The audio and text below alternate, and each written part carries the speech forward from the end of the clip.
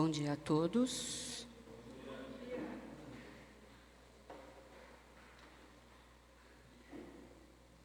Saudações para quem está acompanhando em casa.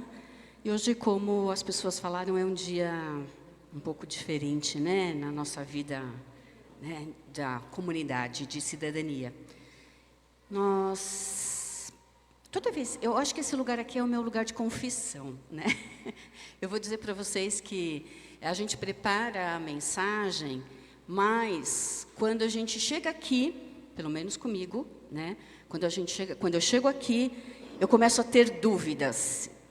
Será que era isso? Será que está em ordem? Será que as pessoas vão me entender? E vai dando uma insegurança, né? E eu queria orar de novo. Vamos orar? Ó Pai amado, obrigada porque o Senhor trouxe as pessoas aqui para te ouvir. Que seja o seu Espírito o condutor nesta manhã, como tem sido até agora, Senhor Jesus. Que o teu Espírito possa permanecer conosco neste momento. Abre, Senhor, as nossas mentes para a tua palavra e deixa de lado, Senhor, que a gente coloque numa caixinha de lado todas as outras coisas que podem, de alguma forma, estar interferindo nessa ligação contigo, ó Pai. Que o Senhor permita que, pelos cânticos de louvor, pela adoração, Senhor, e a mensagem é mais uma forma de adorar ao Senhor, que nenhum de nós saia daqui, Senhor, como entrou, mas que o Senhor possa agir, que o Senhor possa passear nas nossas vidas, Senhor, nos nossos pensamentos e no nosso coração, para que sejamos de fato transformados pelo Senhor a cada minuto das nossas vidas, ó Pai. Nós oramos, nós agradecemos no nome santo de Jesus. Amém. Bom, eu vou começar. O título da mensagem de hoje é Um plano para cada um, para todos o único plano. O Senhor tem um plano individual para cada um de nós, mas Ele tem um plano único para todos nós, certo? Não é uma mensagem nova, não é nada extraordinário, mas é daquilo que a gente precisa falar todos os dias, e todos os dias a gente precisa lembrar de alguma forma.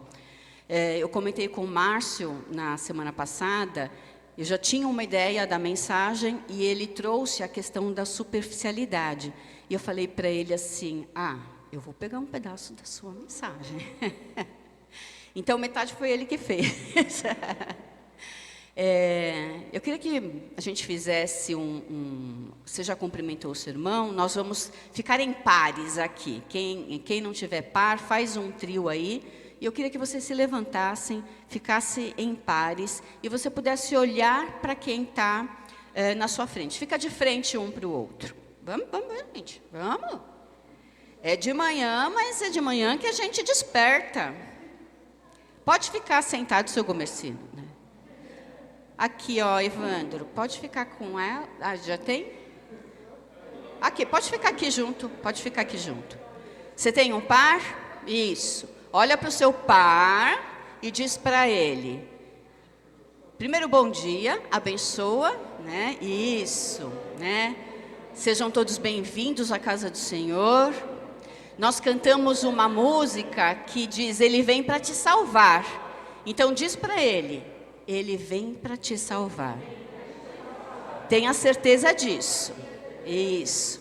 Dá um abraço no seu irmão, mas não senta. Aí você diz para ele assim, eu quero, repitam comigo, eu quero o seu sapato.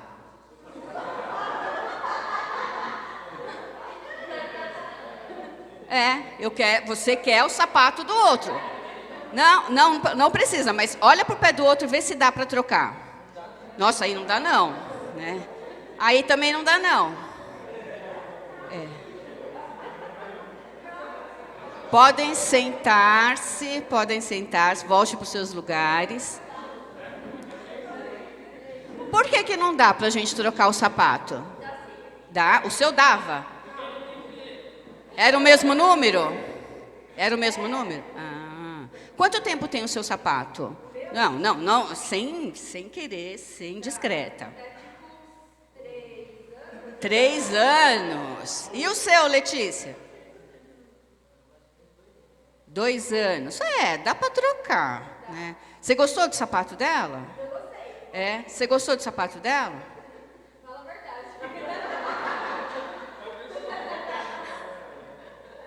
Vocês trocariam? Acho que não.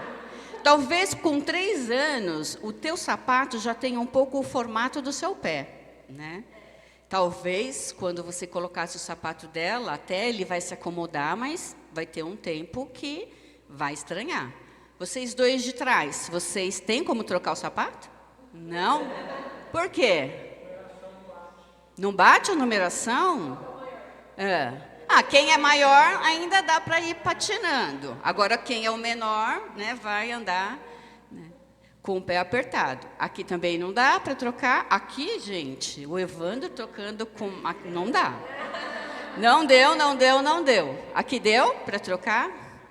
E por que não dá para trocar? Tem a numeração, tem a questão de que o pé ele vai se deformando. Na verdade, ele vai se acomodando, né? Ali dá para trocar porque está em casa, né? Não dá também. Nem em casa não dá. E ele vai deformando, então, ele pode causar um prejuízo para outra pessoa.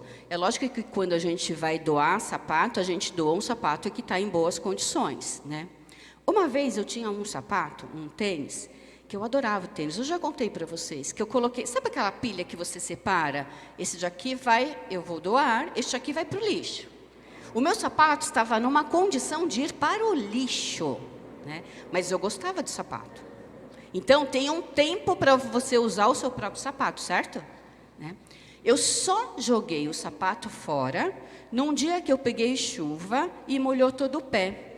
Aí, era um tênis. Aí, quando eu abri, na parte de trás do tênis, ele estava rachado de ponta a ponta. Então, não dava mais para usar.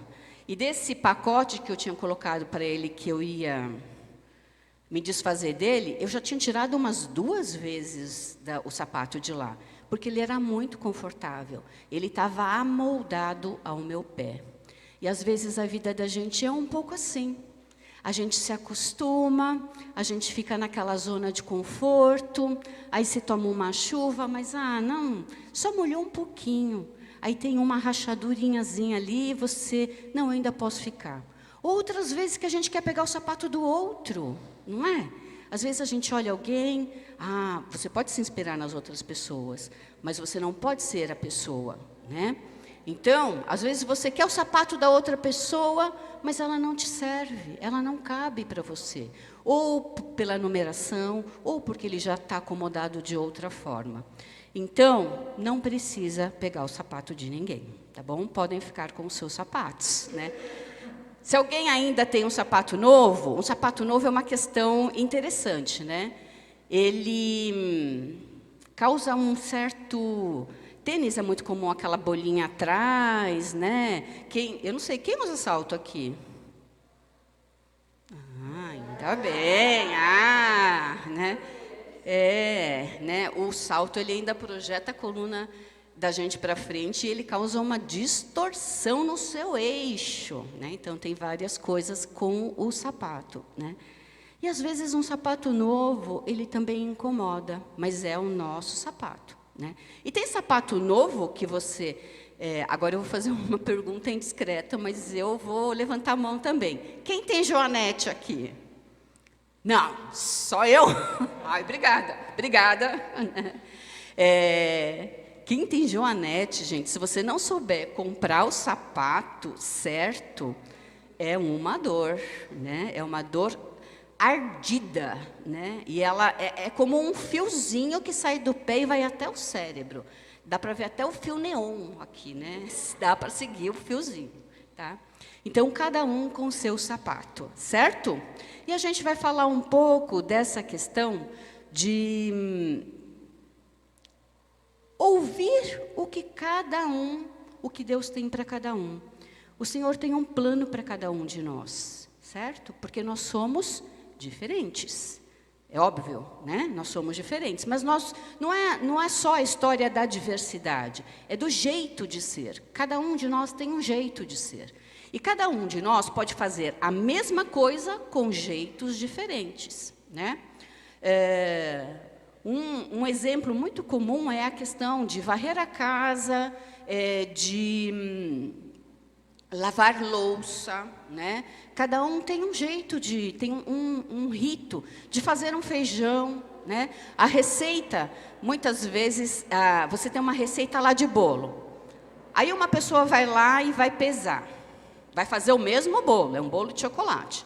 Ela vai lá e vai pesar aquele bolo, quanto de farinha, quanto de açúcar, quantos ovos. Tem gente que tira os ovos da geladeira antes, tem gente que pega da geladeira mesmo, tem gente que usa chocolate amargo, tem gente que usa chocolate em barra, mas o propósito, a finalidade é um bolo de chocolate, certo? Tem gente que vai lá, acho que isso está bom de farinha, né? Cada um tem um jeito.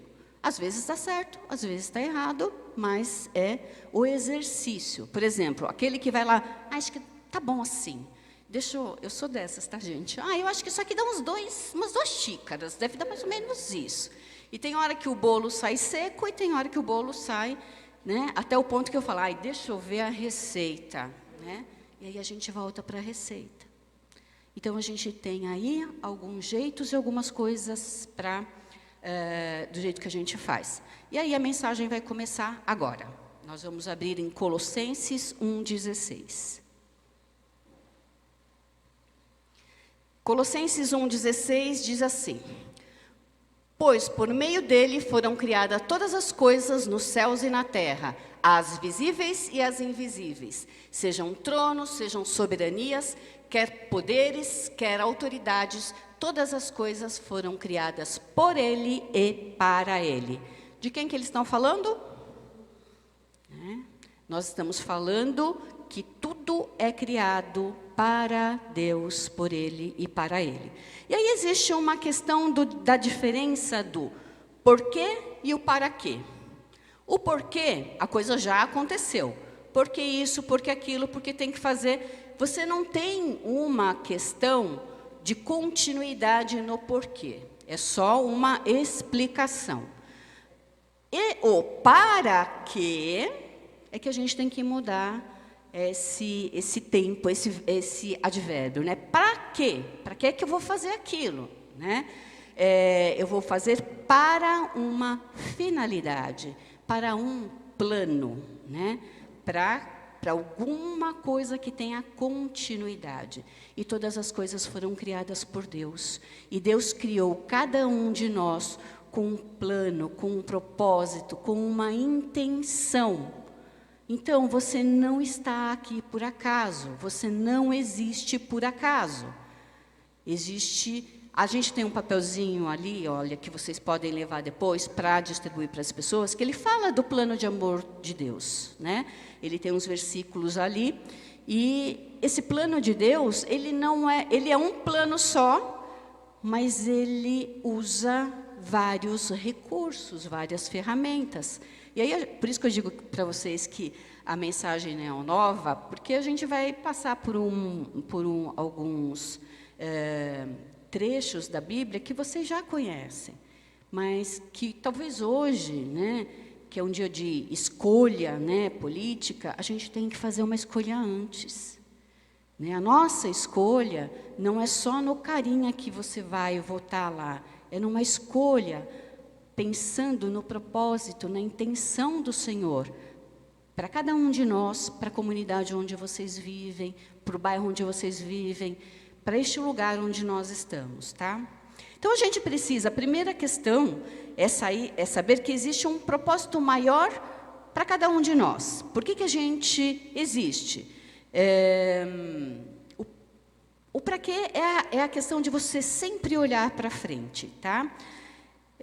Eu vou pedir para... Eu não sei se eu coloquei 1 Coríntios 3, de 6 a 9. 1 Coríntios 3, de 6 a 9. Então, vamos lá? Eu plantei, versículo 6, Apolo regou, mas Deus é quem faz todas as coisas, fazia crescer. 7. De modo que nem o que planta, nem o que rega são alguma coisa, mas somente Deus que dá o crescimento. O que planta e o que rega tem um só propósito, e cada um será recompensado de acordo com o seu propósito de trabalho. Pois nós somos cooperadores de Deus. Vocês são lavoura de Deus e edifício de Deus. Pode deixar nesse aí. Quando a gente fala que Deus tem um propósito para a gente, uma primeira coisa que aparece ali, olha, ele diz que nós somos cooperadores. Quem é aqui cooperador? O que é um cooperador? Que coopera.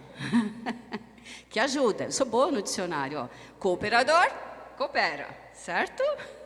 Então, nós somos cooperadores de quem? Do Senhor. Né? Então, se eu sou cooperador do Senhor, de alguma forma, ou eu sou voluntário, ou Ele me chamou, Ele reconhece alguma coisa em mim, Ele me vê. Certo? E a gente olha o Senhor o tempo todo? Às vezes a gente faz algumas coisas que parece que o Senhor não está olhando, né? Mas aos olhos do Senhor nós somos cooperadores e Ele nos instrumentaliza para isso. E Ele só coloca os cooperadores, aqueles em que Ele acredita que pode cumprir um plano e aquele a quem Ele ama. E aí a gente vai chegar na questão da salvação, tá? Nós somos tão diferentes. Jesus teve cooperadores durante o tempo que Ele esteve na Terra. Quem são os cooperadores dele? Os discípulos e outras pessoas que andaram com Ele. Algumas pessoas cooperaram com o Senhor depois que Ele deixou a Terra. E a gente vai ver que existe uma diferença, nós vamos falar sempre da diferença. Essa diferença, como cada um pode contribuir para a obra do Senhor, até a partir dos 4 evangelistas. Se você for olhar cada um dos evangelhos, eles são escritos de uma forma, às vezes tem uma letrinha lá que ela fala para você ir que ela tem uma correlação com outro evangelho. Mas ele está escrito de uma forma. Se eu for escrever, né, um texto, ele vai ter o meu jeito de escrever. Se o Evandro for escrever, ele vai escrever do jeito dele. É como uma carta, né? Eu posso escrever. Quem escrevia a carta aqui, hoje as pessoas já não escrevem mais, mas era um exercício legal de escrever carta, né? Ninguém namorou à distância? Não? Para sua mãe, né? Você também escrevia carta. Eu também escrevia muita carta. Nunca escreveu uma carta? Bilhetinho. Assim. Assim. Embaixo da carteira. Mas cada um tinha um jeito de escrever o bilhetinho, né? Como que você começava, Sara? O seu... Não precisa dizer. A carta, ela tem... algumas pessoas começam, né? Você pode ver nas cartas de Paulo. Meus amados, né? Meus queridos. E às vezes a gente colocava isso. Minha amada mãe, minha querida mãe, que saudade. A gente já falava da saudade, né? Ou às vezes a saudade ia lá embaixo. Quando tinha pressa de contar alguma coisa, aí você contava primeiro e depois é que vinha a saudade, né? Isso...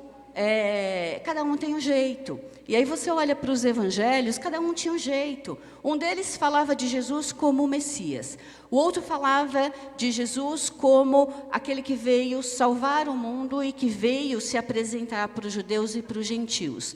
Teve outro que falou mais sobre a questão do Senhor ser o Salvador. Esse vocês podem reconhecer que ele sempre fala que o verbo era o princípio, a palavra era o princípio e o fim, né? Então cada um tinha um jeito. E isso isso enriquece, não enriquece? Como as pessoas contam, porque quando a gente vai contar uma coisa, eu vou contar alguma coisa, por exemplo, do exercício que vocês fizeram no começo. Eu posso contar do jeito que eu vim, do jeito que eu vi. Eu vi as pessoas uma de frente para a outra, mesmo na instrução. Cada um entendeu primeiro que era para arranjar um par, ou era para ficar de lado, mas aí eu falei que era para ficar de frente, e as pessoas vão entendendo cada um do seu jeito. Quando eu falei para olhar o sapato, algumas pessoas olharam e se assustaram, né? Como que eu vou trocar o sapato? Né? E aí cada um vai percebendo de um jeito. E isso é o nosso jeitão, é como a gente faz as coisas, que muitas vezes não é igual, ou na maioria das vezes não é igual a do outro, tá? E Deus gosta dessas diferenças. Deus gosta das diferenças porque isso dá um valor. Quando você olha para os evangelhos, eles são complementares, eles vão enriquecendo a história, tá? Ele vai enriquecendo a narrativa. Então, nessa diferença, cada um tem um tipo de desenvolvimento, tem um tipo de necessidade própria, tá? E cada um tem uma intenção, mas a intenção tem que ser de todos voltada para o Evangelho, voltada para o evangelismo, voltado para Deus, para a salvação, tá? E quando a gente fala de igualdade, as pessoas falam de diversidade e igualdade. Mas a igualdade, quando a gente pensa na necessidade de cada um, não é dar a mesma porção para cada um. Vamos pegar a Diana e o Márcio. Uma porção de macarrão. Eu não posso dar a mesma porção para a Diana e a mesma porção para o Márcio. Ou posso? Não, né? Porque eles têm necessidades diferentes. O Márcio é atleta, ele corre maratona, né? Ele precisa de mais calorias.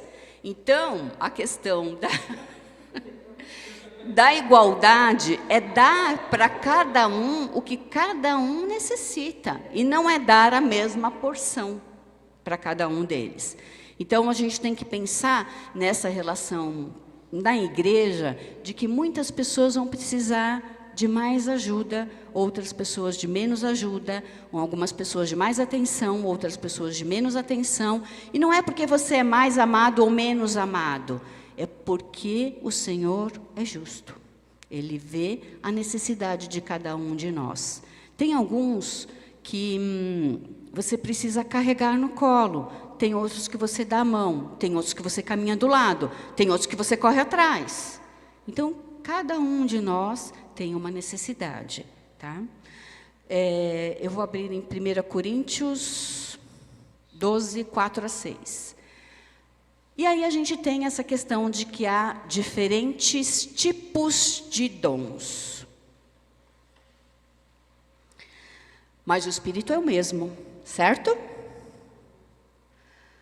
Há diferentes tipos de ministério, certo? Diferentes tipos de serviço dentro da igreja, certo? Mas o Senhor é o mesmo, né? Há diferentes formas de atuação. Cada um faz do seu jeitão.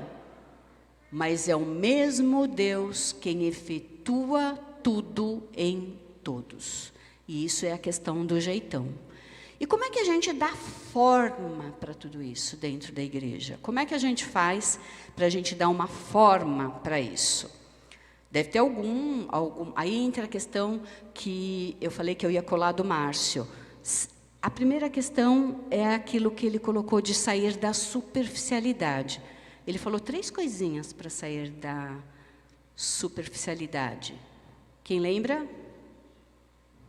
Márcio, você lembra, se ajuda, tá? É o quê? Crer? Vocês não estavam? Faltou. Era dia de prova no dia que vocês faltaram, tá?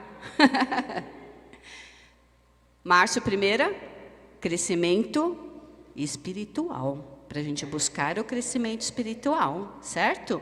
Segundo, dava tempo de vocês abrirem a mensagem e ver. Segundo, Márcio, você lembra? É o quê? Ele esqueceu a cola. Quem é o segundo? Ah lá, ele está vendo.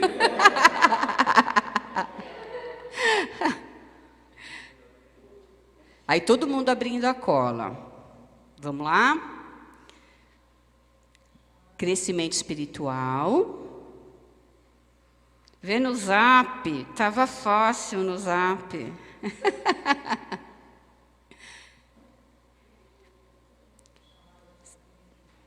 Oi?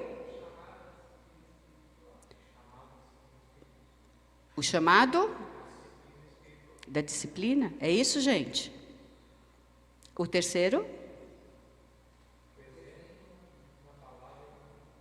E aí, quais são, então? Força, força, gente. Crescimento. Segundo.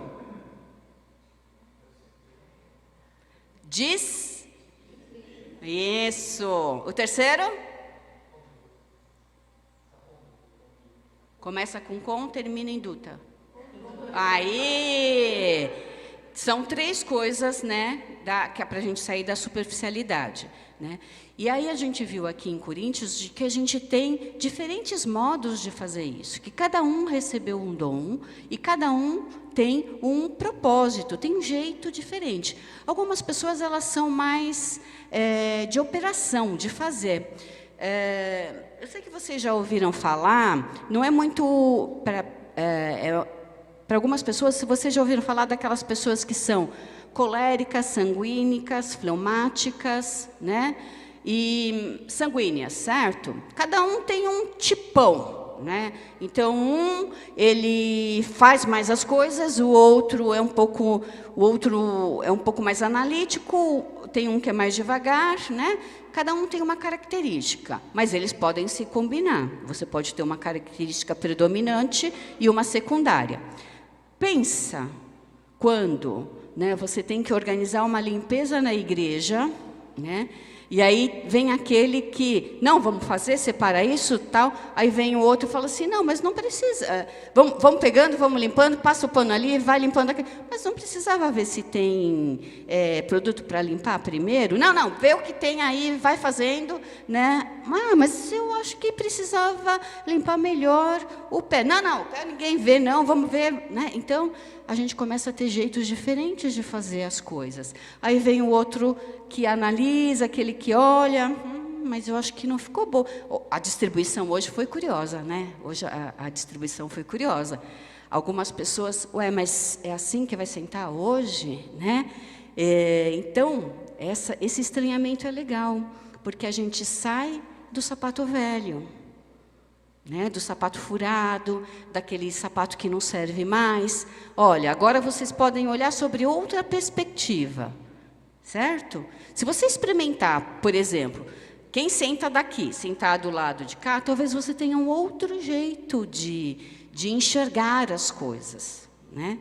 Então, a gente precisa exercitar esse jeito. Mas esse nosso jeito, que o Senhor aceita, há diferentes tipos de atuação, mas é o mesmo Deus quem efetua tudo em todos nós, certo? Então, como é que a gente sai da superficialidade mesmo?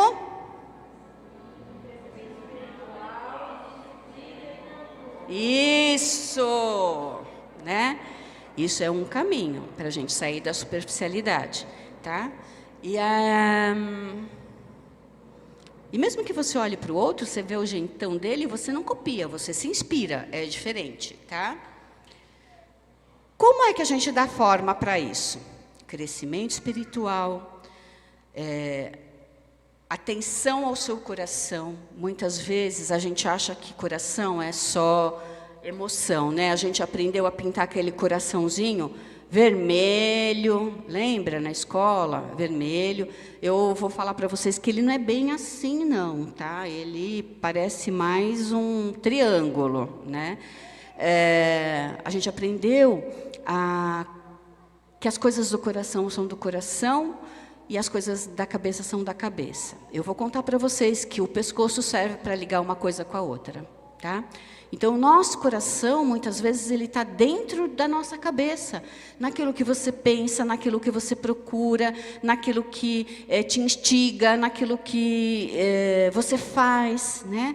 E a nossa mente também está no comando de todo o corpo. Então, as coisas estão interligadas. É a história de que existe um corpo e vários membros, tá? Então, a primeira questão, a gente volta para sair da superficialidade através do crescimento espiritual. Atente ao seu coração, das coisas que te dirigem. E daquilo que... para você saber como você pode ser usado, você pode tomar as coisas do coração assim. O que você gosta de fazer? E o que você pode pensar em termos do pensamento ou do comportamento é o que você tem facilidade para fazer. Tem gente que tem uma facilidade e gosta de trabalho manual. Tem outras pessoas que elas... A minha irmã, ela é ótima para organizar as coisas, né? Esses dias, né, eu arrumei a casa da minha mãe e eu achei que estava tudo organizado. Aí, na semana seguinte, foi ela que ficou lá. Quando eu vi os armários, eu falei assim, eu nunca teria imaginado de arrumar as coisas daquele modo. E, para mim, do meu jeito, estava arrumado. Ela deve ter chegado na semana seguinte e falava, nossa, que bagunça. Porque eu coloquei os potes onde eram os potes, né? Eu coloquei, né, as farinhas onde eram as... Eu separei por título, né? Seção potes, seção farinha, seção macarrão. Quando eu cheguei lá, na semana seguinte, os potes estavam separados por tamanho, os redondos e os quadrados, as cores, os que eram conjuntos, que não eram conjuntos, né? As farinhas estavam separadas por ordem de vencimento, né? As latas alinhadas. Eu falei assim, ela tem um jeito de fazer coisa, ela gosta, ela tem uma habilidade, porque a minha visão da semana anterior era da minha organização. Para mim, aquilo estava organizado. Quando ela chegou, não estava organizado. Ela tem uma outra visão e ela tem uma habilidade que certamente eu não tenho, que é de organização. Que muitas vezes eu agradeço a Deus por não ter. Isso, às vezes, me ajuda, às vezes, me dificulta, né? Me ajuda porque eu não fico perdendo tempo, né? E não me causa angústia, né? Nessa questão. Mas, gente, teve vezes assim que perguntaram assim para mim, cadê a conta de luz, porque eu preciso saber se está paga. Eu já vejo. Não, mas eu precisava agora. Não, eu já vejo. Aí, o meu marido virou para mim assim, você não sabe onde está, né? Eu não sei onde está. Eu tenho que procurar. Está na pasta de contas pagas, mas aí ela não estava ordenada, tinha que procurar, né? E não é que estava assim na pasta e a pasta estava separada por nada disso, estava na pasta, mas estava lá. Então, cada um tem esse seu jeito e a gente tem que estar atento qual é a sua habilidade, qual é o seu jeito de fazer, tá? E você tem que estar atento também, quando você dá forma para esta questão de como é que você vai cumprir o seu propósito dentro do lugar onde você está, além dessas habilidades, como é que você se relaciona com as pessoas, né? Qual é o tipo de relacionamento que você desenvolve com seus familiares, no seu trabalho, na comunidade? Isso também é uma forma de você ver qual é a sua habilidade. Porque, às vezes, dentro da igreja, você pode servir, por exemplo, em grupos de oração, para conduzir alguma oração. Você pode servir fazendo visita para as pessoas. Você pode fazer recepcionando, acolhendo as pessoas. Então, a forma que a gente também se relaciona, também ele dá uma dica das nossas habilidades. E aí, cada um vai tecendo esse seu jeito debaixo da vontade do Senhor.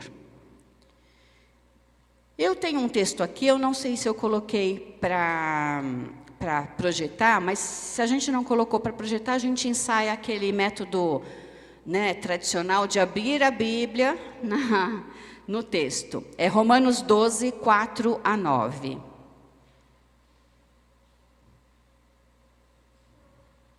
E alguém vai ter que ler para mim, porque na minha cola eu só colei até o 6. Está até o 9 aí? Não colocou?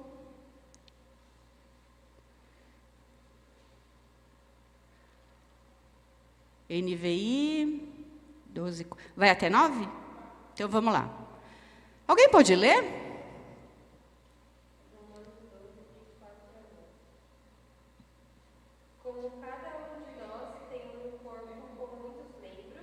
Espera um pouquinho.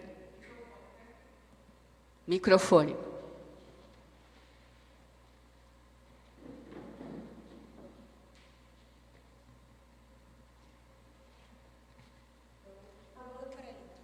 Como cada um de nós tem um corpo com muitos membros, e esses membros não têm todos a mesma função, assim em Cristo nós, que somos muitos, formamos um só corpo, e cada membro está ligado a todos os outros.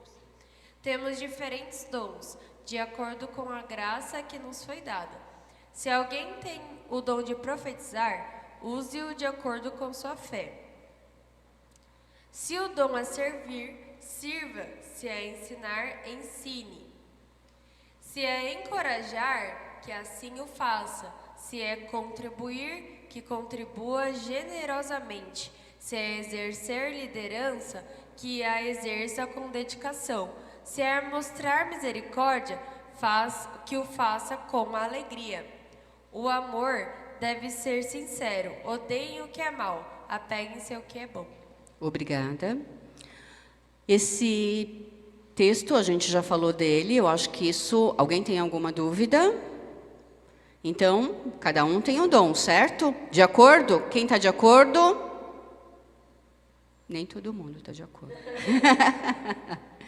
Todos estamos de acordo que cada um tem um jeito, que cada um recebeu um dom, esse dom tem uma forma que ela vai, né, que ela vai ser amoldada para cada um de nós. E agora eu vou abrir em Hebreus 13, 21.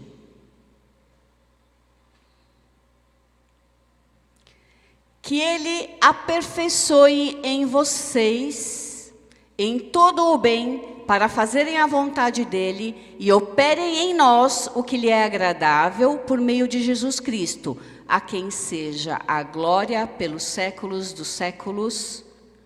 Amém. Então, dos dons, o que a gente precisa se esforçar? Se aproximar do Senhor, para que Ele possa aperfeiçoar esses dons em cada um de nós, para que a gente opere segundo a vontade do Senhor.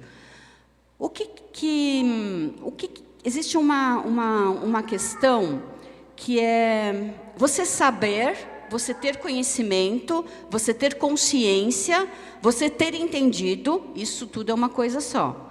Da outra coisa que é, você entendeu, você se identificou e o que você faz? É sair do saber, da consciência, para esta palavra, operacionalização, fazer. O que é que você faz com isso? E o que você faz com isso no mundo em que nós vivemos hoje? O mundo de guerras, o mundo com arranjos familiares diferentes, o mundo de fome, certo? O mundo de sofrimento, o mundo de terremotos, o mundo de enchentes, um mundo líquido, um mundo que rapidamente ele escapa das mãos da gente. O que a gente faz enquanto forma para operar neste mundo? O que é que você faz, o que é que eu faço dentro desta igreja, enquanto grupo? Existe uma diferença de você ser grupo, você ser família e você ser equipe. Grupo é uma coisa que muitas vezes a gente não tem ainda maturidade para ser. Então, muitas vezes, tem um autor da psicologia que ele fala dessa coisa de operar. Então, ele trata o grupo. Vamos pensar que a igreja é um grupo, mas ela tem que passar. Na verdade, a igreja tem que sair da questão de grupo e virar igreja, né? Enquanto comunidade, é uma comunidade em grupo. Mas vamos pensar que nós ainda não temos maturidade para ser igreja e ainda nós somos um grupo. E aí ele faz uma relação que muitas vezes, eu vou falar para vocês que, eu falei que esse aqui é o meu lugar de confissão, né? E que muitas vezes é o que acontece no meu coração, é o que acontece na minha vida. Muitas vezes o grupo, ele é um grupo sem tarefa. Ou ele tem uma tarefa. Vamos dar uma tarefa para o grupo. Qual é a nossa tarefa? Vamos pensar numa tarefa, enquanto grupo. A gente pode usar servir a Deus com todo o coração, com toda a mente, com toda a alma, certo? Então, a gente pode pensar que essa é a nossa tarefa. Nós somos um grupo. E aí ele fala de uma questão do amadurecimento do grupo para ele ir para frente. O que esse grupo tem que fazer? Assumir a tarefa. Só que para assumir a tarefa existem fases dentro da tarefa. Vamos pensar que nesse grupo, cada um de nós já tem uma forma. E isso enriquece o grupo. Isso enriquece você desenvolver a tarefa. Isso enriquece você tratar da tarefa. Cada um tem um jeito para resolver esta tarefa. E aí o nosso grupo, às vezes ele pode estar paralisado. E aí eu falo de mim. E cada um vai pensar como é que está o seu papel dentro do grupo. Às vezes a gente está na pré-tarefa. A gente não alcançou a tarefa. E como é que a gente identifica que a gente está na pré-tarefa? Quando a gente não opera. Quando a gente não desenvolve. Quando, muitas vezes, a gente fica numa fase de olhar para a tarefa, e aí você tem algumas questões. Como que eu vou fazer isso? Quem que eu vou pedir ajuda? Como eu vou alcançar? Alguém já ficou com lição de casa atrasada? O meu filho ficou com 11 matérias de lição de casa atrasada, né? Aí ele falou para mim assim, mãe, é impossível eu completar todas. Eu falei, começa com uma. Mas não vai dar tempo. Mas pelo menos você não vai levar as 11 sem fazer. Você vai levar 2. Começa por onde você pode começar. E na pré-tarefa, muitas vezes a gente está grudado no chão e a gente não sai dali. A pré-tarefa, você reconhece um grupo quando o grupo só lamenta, quando o grupo só se queixa, quando alguém no grupo faz alguma coisa e alguém olha para esta pessoa e diz, devia ter feito daquele jeito. Ah, eu não fui consultado. Ah, eu não sei. Ah, eu não estou entendendo. Isso é uma pré-tarefa. É um grupo que ainda não olhou para esta pré-tarefa, para a tarefa como um todo. Ele ainda está no queixume. Onde eu trabalho, isso é muito comum, tá, gente? Principalmente é serviço público. E é uma frase que a gente ouve lá, é assim, vamos fazer desse jeito? Ah, não. Sempre foi assim. Por que você vai mudar agora? Ah, não. Tem uma lei, a lei já mudou, já revogou. Ah, não, mas eu aprendi assim, né? É muito difícil. A pessoa não assume a tarefa e ela fica procurando, né, desculpas para não assumir essa tarefa. E aí a gente tem os queixumes, a gente tem as reclamações, a gente tem os olhares cindidos. Então, a nossa missão aqui é olhar para cada um de nós, mas olhar para Cristo. Essa é a nossa tarefa. Talvez uma pré-tarefa. Olhar para Cristo. O que eu posso fazer com aquilo que o Senhor me deu? Com aquele jeito que eu tenho de fazer? Com aquilo que eu posso ajudar? Colocar uma cadeira do lado? É isso que eu posso fazer hoje. Hoje eu posso só fazer o café. mas cada um pode fazer alguma coisa. Hoje eu só posso dizer bom dia. Eu só posso dizer, meu amado, tenha uma boa semana. Mas a gente precisa operacionalizar e sair da pré-tarefa. Senão esse mundo vai engolir a gente. E o teu propósito, o propósito de Deus para cada um de nós, não é só dentro da igreja. A igreja também, ela tem que... Quem orou hoje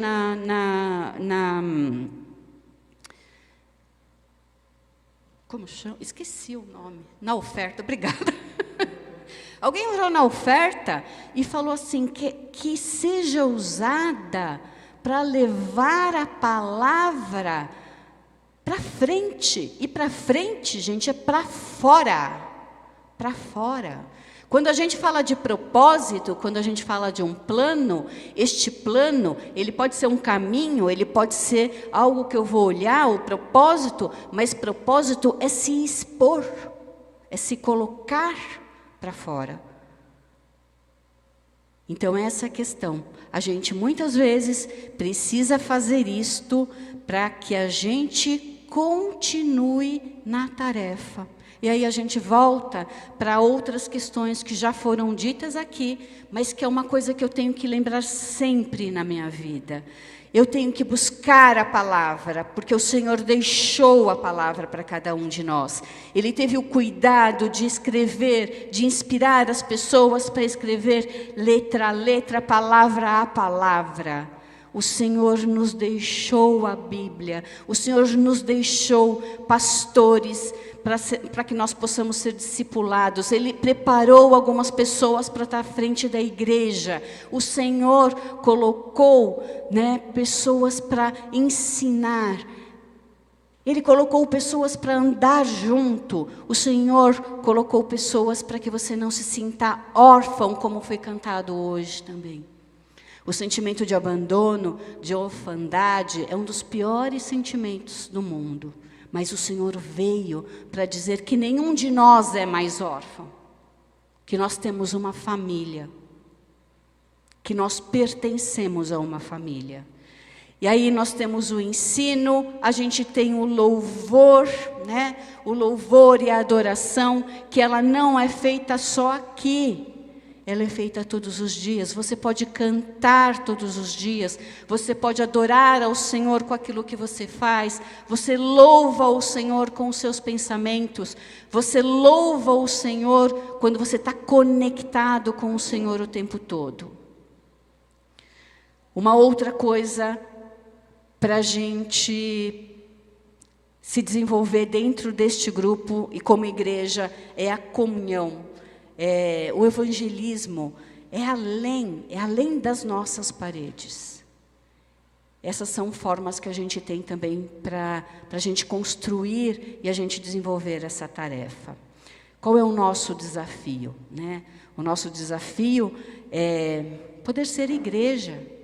Primeiro ser cada um de nós, mas não é uma questão de desânimo. É uma questão de todo dia começar. A gente não pede para o Senhor, Senhor, que as tuas misericórdias se renovem a cada manhã. A gente pede para o Senhor, mas a gente pode começar a fazer a nossa parte também da gente. Senhor, eu vou recomeçar todos os dias da minha vida, dentro da tua palavra. E eu vou sair da pré-tarefa. E aí... Isso é uma coisa que é de cada um. A gente carrega alguém, a gente caminha com alguém, mas nem sempre dá para carregar. É o tal do livre-arbítrio, cada um escolhe como quer fazer isto. Tá?